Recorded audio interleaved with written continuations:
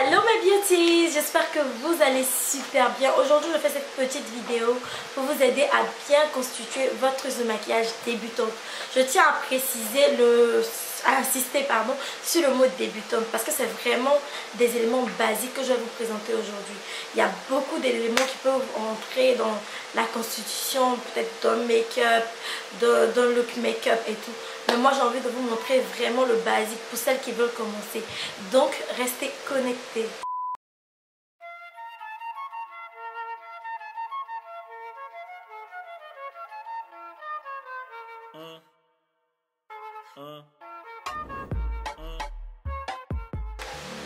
Pour vous aider à constituer votre trousse de maquillage débutante, on va procéder étape par étape. D'abord, je vais vous montrer les éléments pour constituer votre trousse de maquillage débutante au niveau du teint. D'autres éléments au niveau des yeux.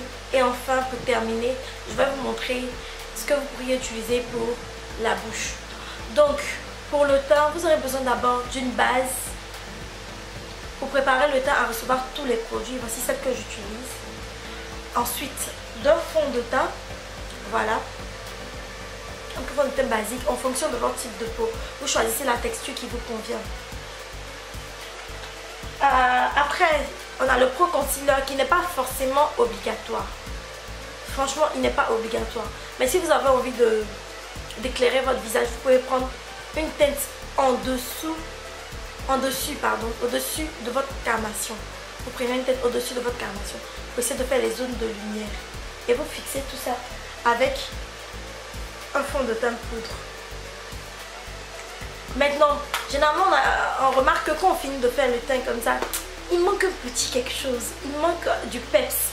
Donc, pour finir, vous allez utiliser votre blush. Voilà. Moi, franchement, je conseille le blush là. Pour la couleur, je conseille les tons orangés. Franchement. Parce que vraiment pour nous les noirs, nous les foncés, noirs, les peaux noires et métissées. Franchement, je conseille les tons orangés. C'est plus doux. Parce que quand je vois des blushs roses là, vraiment ça m'irrite le poil. Donc pour l'application, vous pourriez l'appliquer le blush avec un pinceau comme ceci. Et moi, je préfère, après, c'est moi, je préfère appliquer mon fond de teint avec un beauty blender, une éponge comme ça. Les vrais, hein, pas les faux, qu'on va marcher à 1000 francs. Celui-là, quand on le mouille, il gonfle.